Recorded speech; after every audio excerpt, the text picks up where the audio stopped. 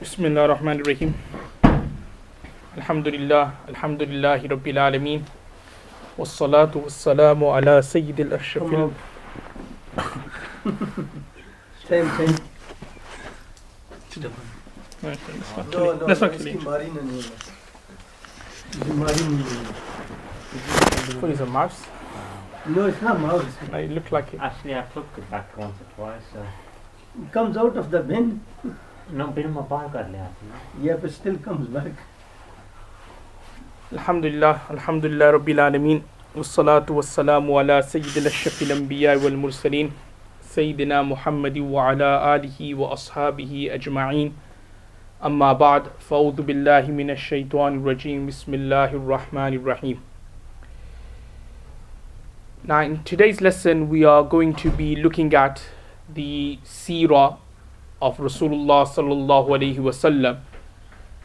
And one of the main aims or objectives of looking at the seerah of Rasulullah sallallahu alaihi wasallam, or looking at the life of Rasulullah sallallahu alaihi wasallam, is to encourage the brothers, the zakireen, to implement the Quran, which is a must anyway, but also the sunnah of Rasulullah sallallahu alaihi wasallam into our lives. And when I mean by sunnah, I don't just mean just having a beard or just wearing the qamis or the kurta or wearing the hat, but that is the sunnah we're following. MashaAllah, alhamdulillah, we now reached it. No.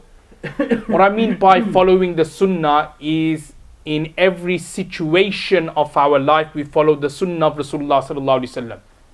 So not just only in our dress, not just only in our qamis or kurtas or in our hats or in our appearances, but when it comes to muamlat, dealings, we should also act upon the sunnah of Rasulullah sallallahu alaihi wasallam as well.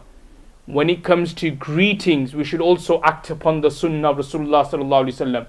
When it comes to, say for example, somebody doing something nice or kind to you, then also act upon the sunnah in terms of saying Jazakallahu khairan, and so many other examples.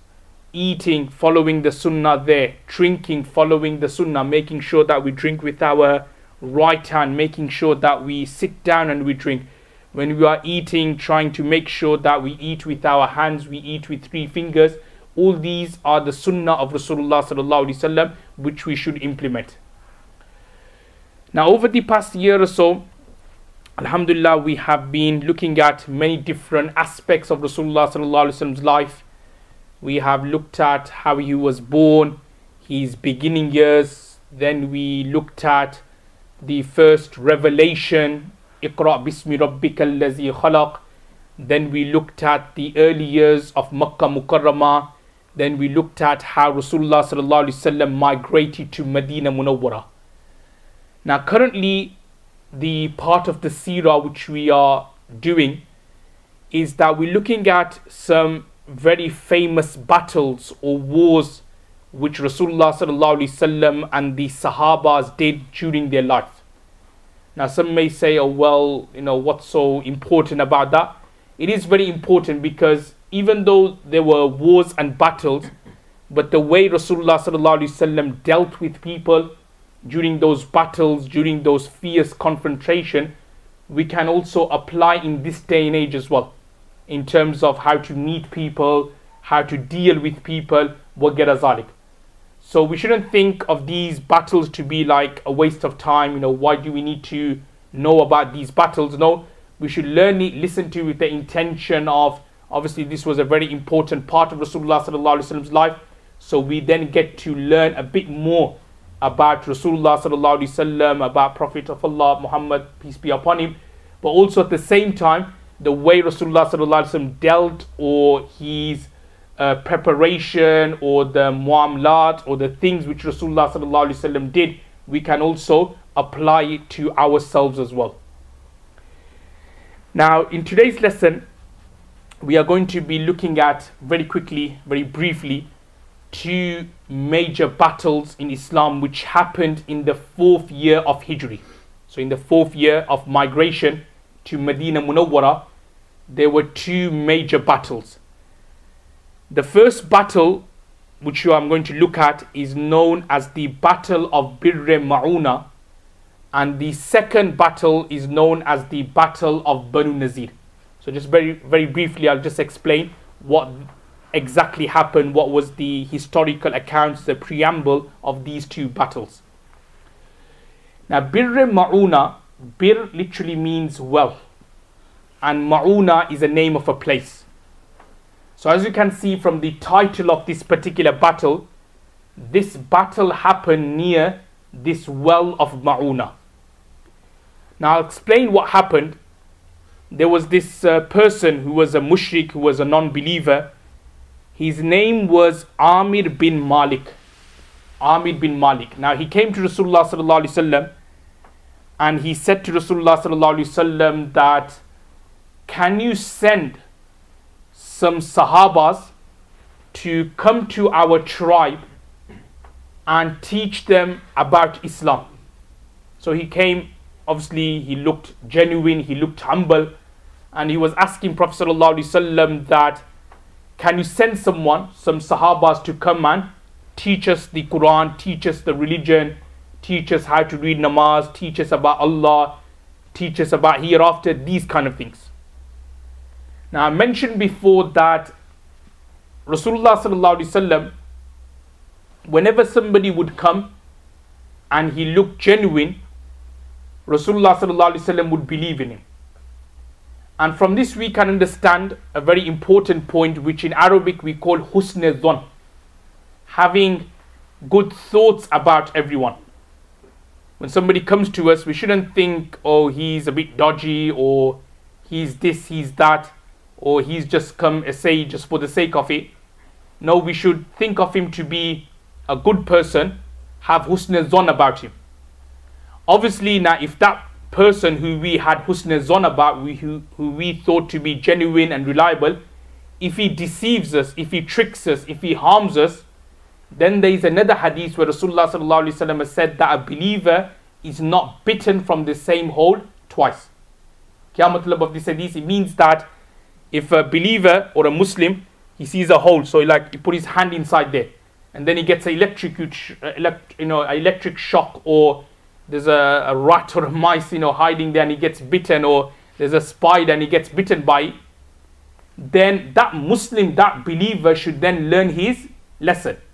So the next time he should not put his hands there. If he does, then that means he's silly, he's stupid, he's daft, because he should have learned his lesson. And that's not just Islam says, that's in all walks of life. They'll tell you that you should learn your lesson. So if you've been punished once, it should be a deterrent. You should not do it again. So you know that if I put my hand here, I'm going to get electric shock.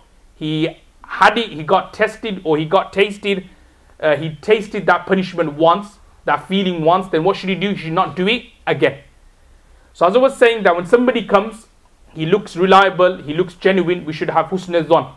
Obviously, if that person later on we find that actually, he's like this, he's like that, he's a dokadar, he's dokabaz, this and that, then fair enough, we should then stay away from him.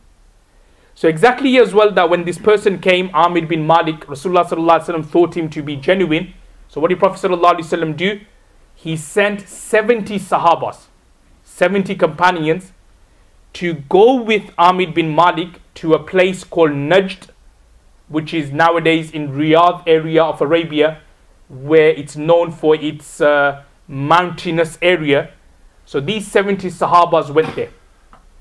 Now what happened was, when these 70 Sahabas went there, they were ambushed by Amir bin Malik and the other neighboring tribes. They ambushed the 70 Sahabas and they killed more or less all of them. All of them were killed. So as you can see, Amir bin Malik, he did something very, very bad. He went against the word and the promise of Rasulullah sallallahu alaihi wasallam. He said to Rasulullah sallallahu alaihi wasallam that you send these 70 of us, and then we will look after them. We will, treat them as our own family, as our guest. We will give them the food, shelter, accommodation, you name it. And then what happens? The 70 Sahabas go there and they basically kill more or less all of them. It's like, say for example, you've been invited to go to, say for example, London cousin's house, or Scotland or Manchester. Now your cousin takes you and then they like, kidnap you, they ambush you, then they lock you up in a room and then they kill you. Now come on, what's happening? You promised us you're going to look after us, you're going to, be kind to us, you're going to be dealing with us properly and fairly, and this is what you're doing. So you could imagine how hurt Rasulullah sallallahu alaihi wasallam was. That's why it's mentioned in a hadith that Rasulullah sallallahu alaihi wasallam went through a lot of grief in his life. In Makkah in particular, there was a lot of personal grief Rasulullah sallallahu alaihi wasallam went through when his wife Khadija anha passed away, then his uncle Abu Talib passed away, then there was also the various persecutions of himself and the handful of believers. But as mentioned in the hadith, Rasulullah sallallahu alaihi wasallam said that nothing was more difficult or more grief-stricken for me than what these people did to the 70 Sahabas. And not only were they just ordinary Sahabas, they were given the name Qurra. And Qurra basically mean Qari. Qari is the singular, Qurra is the Jama. In other words, they were Hafiz al-Quran. They had memorized the Holy Quran. And remember, in those days, they didn't have a Quran in a particular book. I explained this before, that during Prophet ﷺ's time, the Quran, the way it was preserved through memory. So all the Sahabas would memorize whatever portion of the Quran which had been revealed, they would memorize it. So look, 70 people, 70 Sahabas who had memorized the Quran, who were preserving the Holy Quran, within a matter of hours they had left this particular world and they had become martyrs and shaheed. That's why Rasulullah sallallahu alaihi wasallam was very deeply upset. Now, as I was saying, that not all the 70 Sahabas were killed. There were altogether 3 Sahabis who survived this particular onslaught and this particular barbaric attack. One Sahabi, his name is Ka'b bin Zayd radhiyallahu anhu. He was attacked, but the enemies thought that they had killed him. So they kind of like attacked him, they stabbed him, they did so many things to him. But obviously he fell to the floor and he gave the impression to them that he had died. But actually he was still alive. Obviously he got wounded, he got injured, but he gave the impression that he was dead. So the enemy thought, oh, Wato Margay, he's gone. So they just left him. But actually he survived. So he then obviously went back to Medina Munawwara, and it's mentioned that in another battle, Khaybar, he then became a shaheed and a martyr there. And then there were 2 more other Sahabis. Now they weren't part of the 70, but they were near there when all the atrocity and all the killing was happening. And the other 2 Sahabis were Munzir bin Muhammad and Amr bin Umayyah. Munzir bin Muhammad radhiyallahu anhu and Amr bin Umayyah radhiyallahu anhu. Now what happened was that they weren't part of the 70 Sahabas. They were near this Najd area, grazing their flocks of sheep. Now what happened was that they were just grazing when all of a sudden they saw big massive birds flying over them, like vultures, hawks. Vultures were flying over them. So they thought, okay, this is a bit strange. All of a sudden big vultures are coming and encircling over us. So they went to see where the vultures were landing. And when they went, they saw the vultures were landing on that area or in that place where the 70 Sahabas were martyred. Because vultures, they like to eat dead meat, carcasses. So obviously when these 2 Sahabis went there, they found 70 or so Sahabas have been killed. Blood was like flowing all over, and that these vultures and these hawks were eating their meat and their gosht. Now there were just 2 Sahabis there, Munzir bin Muhammad and Amr bin Umayyah. They did mashwara amongst themselves. So Munzir bin Muhammad and Amr bin Umayyah said that, it's best that we go back to Medina and tell Rasulullah sallallahu alaihi wasallam what happened. Then Rasulullah sallallahu alaihi wasallam would be able to get his force and his people ready. Whereas Munzir bin Muhammad said that no, let's continue fighting. Let's go and fight them and see what happens. So then just 2 of them, Munzir bin Muhammad and Amr bin Umayyah, they started fighting with the enemies. But because there were thousands of them and there were just 2 Sahabis, so Munzir bin Muhammad was killed, but Amr bin Umayyah, was captured, but they didn't kill him, they just captured him. They took him to the leader, the person who instigated all this plan that we're going to call the 70 Sahabas and we're going to kill all of them. They took Amr bin Umayyah to Amir bin Malik, and Amir bin Malik, what he did was that he got Amr bin Umayyah and he then shaved his hair. He didn't kill him, just shaved his hair, and he said to him, you are now free to go. So people are saying, aren't you going to kill him? Even Amr bin Umayyah said, aren't you going to kill me? Look, you could kill me. There's hundreds of you. I'm just by myself. You could easily kill me. But then Amir bin Malik said that my mother, before she passed away, she made a vow. She made a nazar that she wants to free a gulam. Like she made a vow of freeing a gulam and a slave. So you came to my possession, so you are my gulam. But then I remembered the vow of my mother. So what I did was that I just shaved your hair. In those days, whenever they would free a gulam, they would like shave the gulam's hair and they would let the gulam free go. So they will say, okay, I've shaved your hair now. You are now able to go and do whatever you want. So they let off Amr bin Umayyah, but the other Sahabis, they managed to kill. Now obviously Amr bin Umayyah radiallahu anhu went back to Medina Munawwara. He told Rasulullah sallallahu alaihi wasallam. Now Rasulullah sallallahu alaihi wasallam didn't send out a force straight away. He sent out an army later on. But as I was explaining right at the beginning, that Rasulullah sallallahu alaihi wasallam was very, very sad that this happened, because as I was saying, there were 70 high caliber Sahabas who had memorized the Holy Quran. They were teaching people the Quran, and there's so many virtues and fazilats of learning the Quran and then teaching to others. خَيْرُكُمْ مَنْ تَعَلَّمَ الْقُرْآنَ وَعَلَّمَ hadith, which comes to mind, that Rasulullah sallallahu alaihi wasallam has said that the best amongst you are those who learn the Quran themselves, وَعَلَّمَ, and then teach it to others. So Rasulullah sallallahu alaihi wasallam was deeply upset that these 70 Sahabas had just been martyred. So for 1 month, as mentioned in the hadith of Bukhari, that for 1 month Rasulullah sallallahu alaihi wasallam did la'nat, sent his curse and la'na upon these people who had killed these 70 Sahabis. Alright, fair enough, if there was a proper battle going on and 70 Sahabas were killed, but the way they did it, telling them, oh, come here, come to us, we will look after them, we will protect them, we will give them the good foods, the good shelter, accommodation, and then to kill them like that, this was something which was very deeply upsetting. Because of that reason, Abu sallallahu alaihi wasallam cursed them for 1 month. And you need to realize, because as we see from the hadith and the books, Abu sallallahu alaihi wasallam was rahmatan lil alameen. He would never ever hurt or harm anyone. That wasn't the nature of Abu sallallahu alaihi wasallam. Some people, their nature is such that they like to harm people, they like to harm animals, they like to harm people, individuals, either physically, mentally, and so on. But Rasulullah sallallahu alaihi wasallam was never like that. He never wanted to harm anyone, spiritually, verbally. Rasulullah sallallahu alaihi wasallam didn't want to do any harm to anyone. But because what they had done really upsetted Abu sallallahu alaihi wasallam, so what Abu sallallahu alaihi wasallam did in revenge was that he did badwa against them for 1 complete month. And obviously, whenever any pious person, in particular Abu sallallahu alaihi wasallam, if he was to do badwa against someone, then obviously the consequences are going to be very, very severe. And obviously Allah subhanahu wa ta'ala accepted that particular badwa, and obviously these people were later on destroyed by Allah subhanahu wa ta'ala.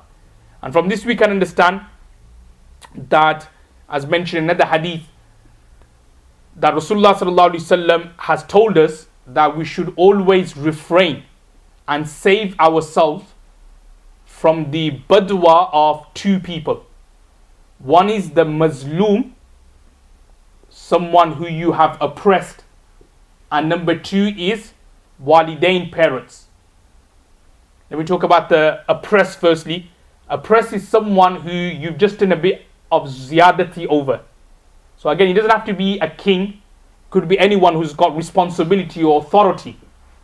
And if he does zulm against someone, like he takes a bit more of his money, or just like harms him, or just like says words which are harsh. Sometimes it happens that somebody's got authority. When he speaks to someone, he speaks to him in a degrading way, in a humiliating way. Say, oh, come here, or something like that. Embarrasses him in front of everyone, humiliates him in front of everyone. So that person, in the eyes of Allah subhanahu wa ta'ala, is a mazloom, and you are a zalim. So again, just normally when the word zulm, we normally take the meaning of hitting or bullying. It doesn't have to be hitting and bullying. It could be anything verbally. You humiliate someone, you taunt someone, you are criticizing someone without any reason, you blame someone without any reason. You are the zalim, and the person who you level that blame against, he is the mazloom. Now the hadith then goes on to say that if that mazloom was to make a badwa against you, against the zalim, then Allah subhanahu wa ta'ala will accept that badwa and curse straight away. As the hadith says, because between him and Allah subhanahu wa ta'ala there is no hijab, there is no parda, indicating that sur'atul ijaba, indicating that his dua will be very quickly accepted. And the same also goes for parents when they make badwa against their children. Now obviously parents, they are so mushfiq, they are so affectionate, they are so caring for their children.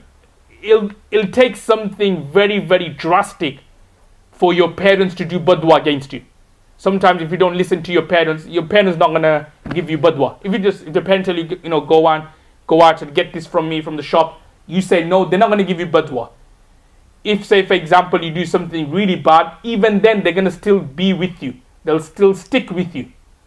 But obviously when after so many times, so many years and years of trying, and you don't listen to them, you are disobedient to them, and they've had enough, and then a words of badwa comes out of their mouth, say, I hope she dies, or hope he dies, then the hadith also says that that badwa will be accepted by Allah subhanahu wa ta'ala. So two things: we should also always refrain from the badwa of a mazloom. So that is telling us that we should not oppress anyone. We should not take control over people. We should not sometimes people, those who have authority, very clever, very crafty, they take control over people. And we should not do that. Obviously, Allah has blessed us with authority, then we should use it in the right way. We should use it for ourselves in a way that, if we do our responsibility properly, if we do our authority properly, then we could get Jannah. We should use that authority to make a positive change in the society. But also number two, we should also refrain from is the badwa of our parents. Never to displease them, never to say things to them which is going to hurt their feelings, because if khuda na khasta, if a word of badwa was to come out of their mouth, and that's it, we've had it. We've had it in this world, and we've also definitely had it in the hereafter. Now just moving along to the next battle, just very quickly, is the battle of Banu Nazir. Now I'll just mention it very quickly, inshallah. Now, as I explained right at the beginning when we were looking at the various different battles, that in Medina Munawwara there were a large contingent of Jews. And Rasulullah sallallahu alaihi wasallam did an agreement with them that, okay, because we are living together, so we will do this together, we will not do this together. We will do this, you will do that. So Sallallahu did a truce with them so that the Muslims and the Jews in Medina could live together in peace and harmony. Now, one of the parts of the truce, or one of the conditions of the truce, was that if any one of us, so if a Muslim or even a Jew, if they had killed someone, so just say if a Musliman or a Sahabi had killed someone, or say for example a Jew killed someone, the blood money, the diyat, and the blood money diyat we touched on in Monday's tafsir, the blood money, which is 100 camels, we will go half off. So the Muslims will pay for 50 camels and the Jews will have to pay for 50 camels. So that was one of the agreements, one of the terms of the truce which Sallallahu agreed to, and also the Jews, the various Jewish tribes living in Medina, they also agreed to that as well. Now the reason why this story, it comes more or less after Bi'r Ma'una, or this particular incident, is because that Sahabi who I was mentioning at the top, Amr bin Umayyah, remember he got freed, he got let off by Amir bin Malik, and he came to Medina Munawwara. Now when he came to Medina Munawwara a few months later, he was again grazing his flocks of sheep when he saw two people from the tribe who was responsible of killing the 70 Sahabas. He saw two people. So what happened was that Amr bin Umayyah thought that, you know what, this is the perfect time to take revenge against them. So what he did was that he went and he killed those two people, two mushriks who were responsible of killing and martyring 70 Sahabas. He thought, you know what, I need to take revenge. He went there and he killed both of them. Now obviously he then came back to Medina and he told Rasulullah sallallahu alaihi wasallam what happened. Now obviously Sallallahu alaihi wasallam said to him that, well, you shouldn't have done that, because remember, you know, when it comes to like penal punishments or rules, it has to be given by the government or the authority. So here what Amr bin Umayyah did was like more personal thing. He should have waited for Sallallahu alaihi wasallam's commands. Sallallahu alaihi wasallam would have sent an army and then they would have done something more officially, rather than you go on just killing two people. So Sallallahu alaihi wasallam obviously reprimanded Amr bin Umayyah for doing this, that he shouldn't have done that.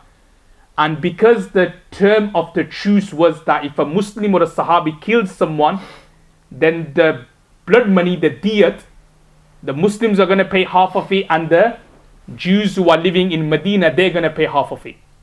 So what happened was that Sallallahu alaihi wasallam, he collected the blood money from the Muslims, and then he went to one of the Jewish tribes in Medina who were called Banu Nazir. He went to them and he asked them that, okay, you know, this is what happened. You need to pay the remaining part of the blood money, 50 camels. So Banu Nazir, they said to Sallallahu alaihi wasallam that, okay, can you just wait near this wall? Just wait near this wall. We're just going to go and get something, and then we'll come and give it to you. So Rasulullah sallallahu alaihi wasallam said, fine. He went and he waited near this wall. Their plan was that they were going to go around the wall, climb the wall, and throw a rock on Rasulullah sallallahu alaihi wasallam's head. So they told Rasulullah sallallahu alaihi wasallam, you know, just wait up. Udar intizar kare. We're coming. We're collecting our blood money. But their actual plan was they were going to go around the wall and they want to climb it and then throw a big massive rock on Rasulullah sallallahu alaihi wasallam's head and kill him in that way. Now obviously Sallallahu alaihi wasallam was told through wahi by Jibreel alayhi salam that this is their plan, you need to leave straight away. So Sallallahu alaihi wasallam left straight away. Some other opinions goes on to say that there were three rabbis who the Banu Nazir sent to Rasulullah sallallahu alaihi wasallam, and they said these rabbis were going to Prophet sallallahu alaihi wasallam again with the intention that, oh, we've come to you to convert to Islam. But their plan was that these rabbis had some daggers hid underneath their robe, and when the opportunity is there, they will take the dagger out and kill Rasulullah sallallahu alaihi wasallam. So this was their plan. Now obviously when Rasulullah sallallahu alaihi wasallam found out that they're making plans to obviously kill Rasulullah sallallahu alaihi wasallam and take his life, Rasulullah sallallahu alaihi wasallam said to them that the peace treaty which we have is now broken. It's khatam, it's finished. And he then told them that I give you 10 days to leave Medina Munawwara and you have to go somewhere else. We don't want you to in Medina Munawwara anymore, because if that's how you're going to be with the peace treaty, because a peace treaty is such, peace treaty means that we're going to live together, not like on the side making plans to kill me or kill other Sahabis. So when Sallallahu alaihi wasallam said that, look, you know, this is not going to work, you need to leave Medina Munawwara. So Sallallahu alaihi wasallam gave them a 10-day period where they had to leave Medina Munawwara, and it's mentioned that they left Medina Munawwara and they went to a place which was called Khaybar. And obviously that's like the next battle which happened in the 7th year of Hijri, when Sallallahu alaihi wasallam, the Sahabas went and they conquered Khaybar. But obviously because of their doka, because of their betrayal, Sallallahu alaihi wasallam told them to leave Medina Munawwara and go somewhere else. And that's why the surah on the 28th para, Surah Hashr, that surah was revealed about Banu Nazir. That's why when you look at the tafsir of that particular surah, you'll find that many things referring to Banu Nazir, that what they did, they betrayed Rasulullah sallallahu alaihi wasallam, and Rasulullah sallallahu alaihi wasallam ordering them to leave Medina Munawwara. So that can be found under that particular surah. And one final point regarding this particular battle, nothing specifically regarding the battle itself, but it's mentioned that on the way back from this particular battle, or during this particular battle, Allah subhanahu wa ta'ala made liquor, i.e. alcohol, haram. So alcohol became haram during this particular battle. So on the way back, Allah subhanahu wa ta'ala made alcohol haram. Obviously everybody knows alcohol, and also in general intoxicants, whether it's drugs, whether it's cocaine or cannabis or sniffing glue or Tipex, whatever it is, these things are all haram in Islam. Haram, why? Because you are not only damaging yourself physically, because when you take drugs, when you take intoxicants, your brain becomes derailed, you become insane, you can't think properly. So not only you're harming yourself physically, but spiritually you're also harming yourself as well. Spiritually, in terms of you're disobeying Allah subhanahu wa ta'ala's command. That's why it's mentioned in the hadith that Rasulullah sallallahu alaihi wasallam has said, Al-khamru jumma'ul ithim, which means that intoxicants, they are the roots of all evil. That's why when you look at all the crimes which are happening nowadays, many of them tend to be intoxicant related. Either somebody's had a bit too much to drink and then he's got involved in a fight, or he's had a bit too much to drink on a Friday night, on a Saturday night, and then he goes and commits zina with another woman who's equally as drunk as her. Or like the muggings which we see, or the thievings which we hear about, that normally happens intoxicant related, drug related. That person, he needs to have money, or he needs money to buy some drugs. So what did he do? He like robs a pensioner, he mugs an old woman, he mugs a single mother with on a pushchair, pushing her child and so on. That's what happens. So that's why Rasulullah sallallahu alaihi wasallam has said that intoxicants, not only is it like haram, but also it's like the roots of all evils.